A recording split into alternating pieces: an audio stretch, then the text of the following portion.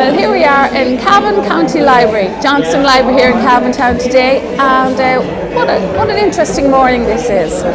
Well, you will remember years ago in Ireland we had the phenomenal thing of showbands and Irish showbands, and Jonathan Smyth himself here in the library had the idea of having a get-together and a chat, a memory. It's a reminiscence group which meets, and we chose the theme of showbands for this week, and especially because there's so many people who will have vivid memories of going to the showbands and the fun they playing had, in them as and well, playing in the bands, and delighted to see so many people here who actually were members of bands back at the time, and for people to come and share their memories, to bring photographs along. We also were delighted to have Jean Bannon here as we are, and we also have Philip Darcy, who has an exhibition which was here a number of years ago, but he's brought some of his material because he has an exhibition elsewhere at the moment, and we would hope to have him back and to do a talk, and it's just really great to see so many people. So this week it's Showband, so you're having a series of chats on Saturday mornings. We are now. We will have different themes. We'll be working on a list of themes, and sometimes it may be topical, maybe something like school memories.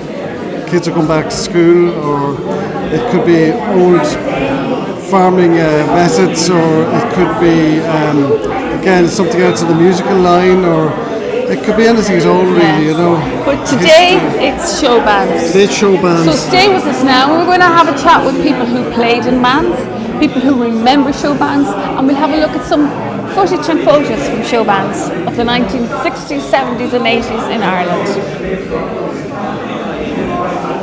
Thank you, Jonathan. So with me now is Philip Darcy, all the way from Enniskillen. And Philip, well, he actually never played in a band, but he knows everything there is to know about a show band. Isn't that right, Philip? That's right. Remembering the Showbands. Yes. You have some exhibitions. Yes, I've been doing exhibitions for 10 years, and to date at the moment I've done 65 exhibitions. Small ones, 2-day, 3-day, 4-day. And also, when you say an exhibition, you mean it's memorabilia that you have collected for odd on 60 years about showband. Yes. Showband cards, showband cutouts, showband photographs, and signatures of showbands. And books as well. Recording the history of the showbands. You know, reminiscing. 60 years of gathering stuff at showbands. Yes. My goodness, where did you get that interest from all those years Well, ago? I lived beside Stay Rockers in Enniskillen, and I used to do messages for the leader of the mother of the leader of the band. They would get new photographs and they would give me one, and I put it in the scrapbook. Then I used to buy a new spotlight, and I would write. Very well. And I would write to managers or dance halls, and lo and behold, an envelope arrived in the post. Post was cheap them times, threepenny bit maybe. And what's that? A threepenny bit would have been the old coins, you know. And I would have went to dances as well. And when I retired, I decided I'd get out on the road, and even Owen McConnon, who's here today, he gave me 100 photographs. No money involved, generously, and that enhances my exhibition. You know. So your exhibition now, there is a great interest in it. I remember you did, Stephen Travers did a talk in Valley James Duff about the Miami massacre. Yes. And you were there as well, and you had part of your exhibition there as well. The great interest. Sadly, actually, this week that we are actually it's the anniversary. It's the anniversary of both the Miami murders and also of the death of Tom Dunphy in Carrigan, Shannon County, Leitrim. If I didn't have a day, lovely singer with the Royal Showband. So you're going to keep this exhibition going, and you're going to come back. I think you've got an invitation there from Jonathan to come back to the library and do. Jonathan, who's a great ambassador for Cavan, for the Johnston Library here in Cavan, and that's what you want, because the library are facilitating me to come in here, and there's no cost. It's free admission, and why not, if your listener are here in this interview, why not come along and reminisce, and maybe you could tell me a story. Maybe tell me if you went to your dance and you asked your dancing partner, do you have a motor vehicle? Absolutely. That's exactly what's going on this morning. And that's what we're going to do this morning. We're going to meet members who played in Showbands all those years ago. Once again, Philip, thank you so much. Your exhibition is invaluable. Yes. And it's a social history of Ireland of the dance times, and well done. Thank you. Thank you very much. Thank you. With me now is Mr. Bernie O'Reilly, all the way from Boston, and he has a showbiz connection, but he has a wonderful GAA connection with Cavan and Ireland. Bernie, welcome to Cavan, but you're no stranger to Cavan because you left Cavan 67 odd years ago. Yeah, in February 20th, 1958, 66 years ago, I arrived in Boston, and I had to go to Shannon Airport. There was no planes going out of Dublin. I'll tell you how many years ago. Now everything's active in Dublin now. Yeah. So you settled down in Boston, and you are very successful there in Boston, which is the great tale of Irish people who do go to leave Ireland and go work abroad. And tell us briefly about your business in Boston. I'm 43 years successful business in Boston. O'Reilly's Auto Body, and O'Reilly's Auto Body is right here with Phyllis Finney and Brian Finley. I took the Avons out, and the sign is here. That's the connection now. That's the connection we have today with the Showbands. Exactly. You brought the one and only mighty Avons over to Boston. Tell us about that. Yes, it was a great thing, and I had to go to New York because they didn't have planned to come into Boston at that time with the way the planes were running at that time all those years ago. So I flew them back to Boston, and on a Friday night I had collected $18,000 collected on a Friday night. We had the big banquet Friday night for them, and they were very successful. And Saturday morning we had to get up early, and we flew to Philadelphia where my brother Sean had an engagement in Upper Darby, in the Irish Centre in Upper Darby. So the Avons played on a Saturday evening, and then we arrived Sunday to New York. And we played there in New York, and we had a little complications. There's no need to talk about immigration and permits.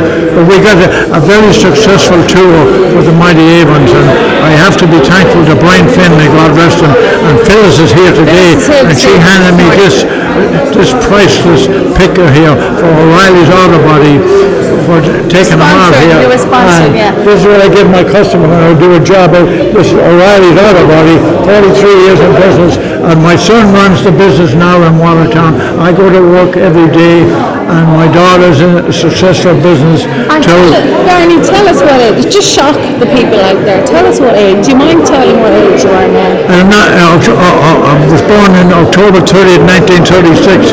Another 2.5 months, I'll be 88. Amazing. Great start. 88. You still come over to Ireland? You come over for I've been here 50. And football. Yes, I have, and thanks to the GAA. You fly over on your own? Pardon? Yeah, I do. Yeah, I flew over my own. Yeah. I put up 600 or 700 miles a week.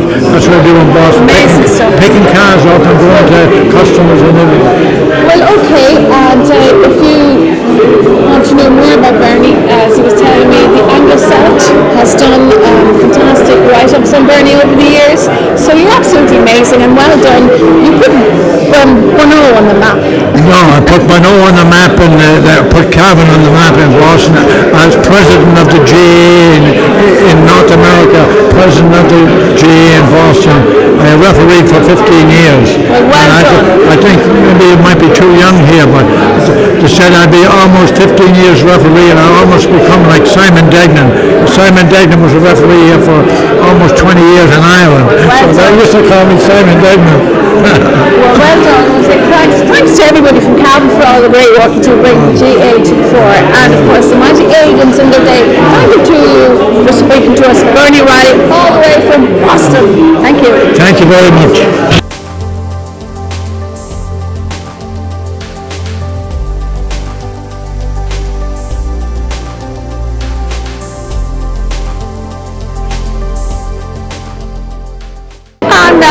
big true musician who played in some of those bands all those years ago, and no stranger to the music business in Cavan. Gene Bannon, all the way from Cootehill, isn't it, Gene? Cootehill, yes.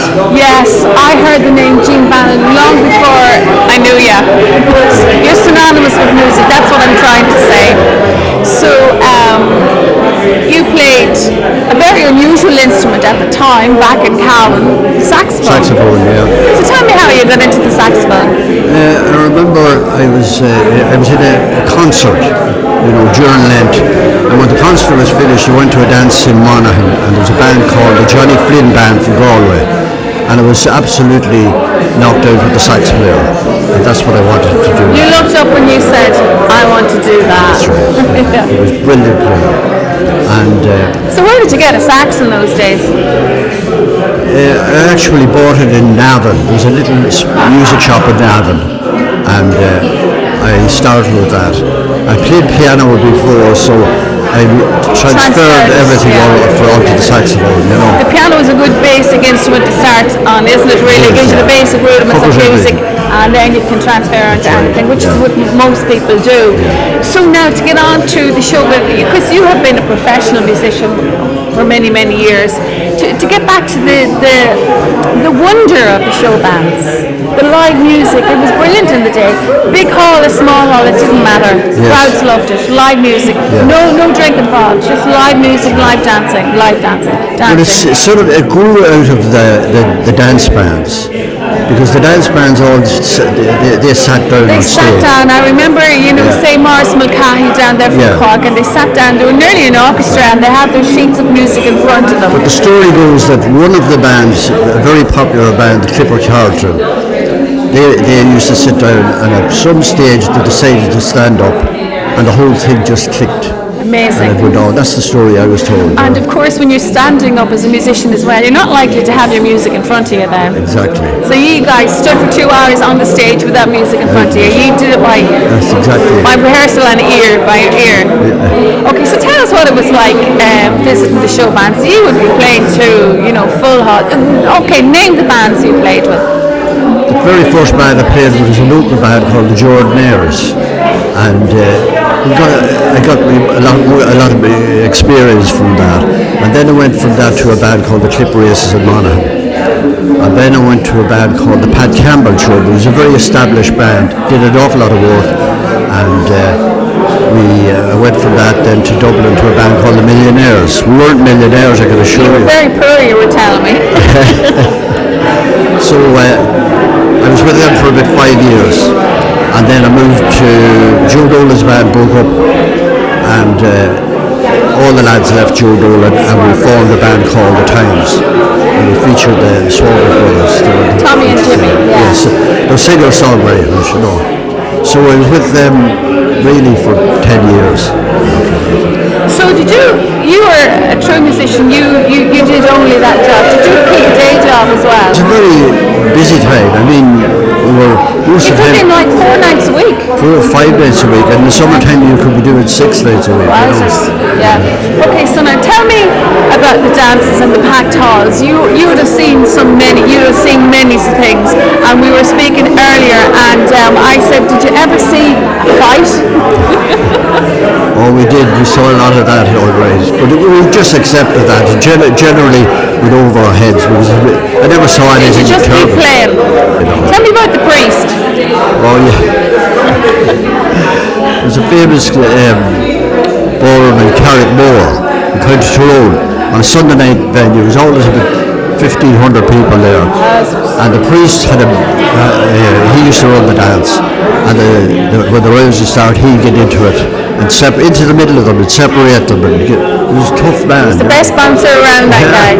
So the show bands now, I think, live music and show bands and people dancing is making a bit of a comeback. You yourself are still playing in a band, my goodness, all those many years later. You play with the Cavan Big Band and many other things as well. So live music, there will always be a place for it. I think so. There's a lot of young, fabulous bands coming up now, young bands, especially in Cavan here. Yeah, great. Okay, so what would your advice be to anybody who wants to be in a band and do that life, the life of touring and travelling somewhere every night? What would you say to them? Well, generally it doesn't happen as often, in the sense that young musicians nowadays, they get experience from playing with other people. They move around a lot, you know what I mean? They're not in a situation like a show band where you work for 7 or 8 or 10 years with a band. They're always, jumping from one band to another, or meeting other fellas and trying different things, There's a lot of experimenting going on there at the moment, with young people. It's just not the same as the show bands, the show bands are completely different. It was a wonderful era, and I remember my grandparents had a public house in Ballina, and Ballina was a mecca for show bands. Probably the tail end of that era, but I remember maybe 2,000 people at the Memories, 2,000 people. Yeah. I don't know. I'm hearing that, at Joe Dolan, it was mighty. You'd be doing well to get that nowadays, wouldn't you? It doesn't happen like that anymore. No, it doesn't happen anymore. Well done, Jean, and thanks. And thank you for talking to us. Great memories, and I must say you still look well after all these years of playing on the road. Well done. Thanks very much.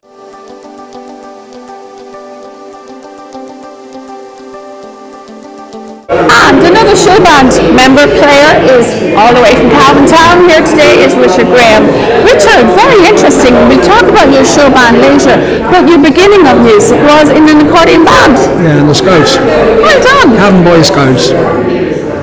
So who used to lead that? Whose idea was that? Was that Father Turner? No, John Donoghue was the scoutmaster at that time. I think there's a plaque to him somewhere. There is, in Bridge Street. In Bridge Street. That was the old scout then.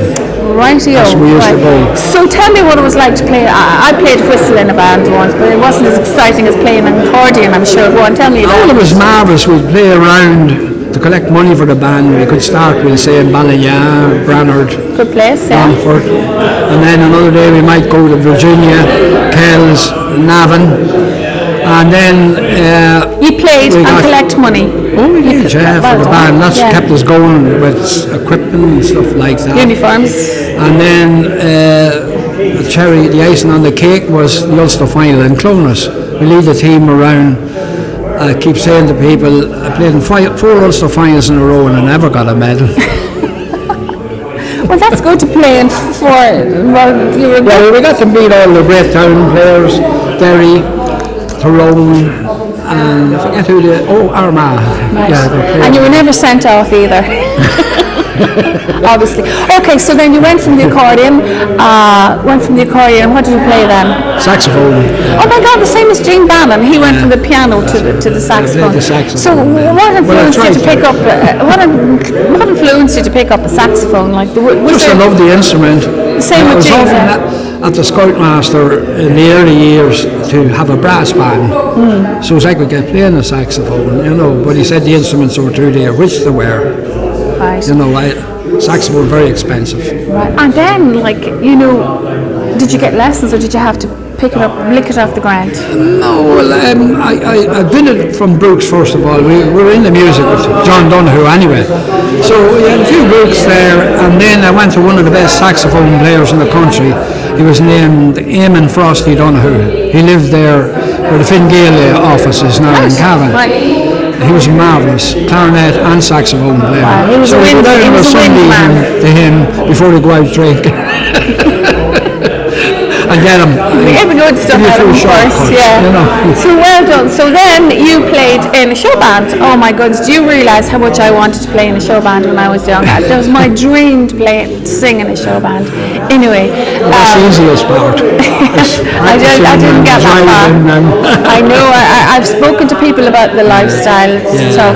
But you got to play in a show band and it's called the Novaks. The Navak.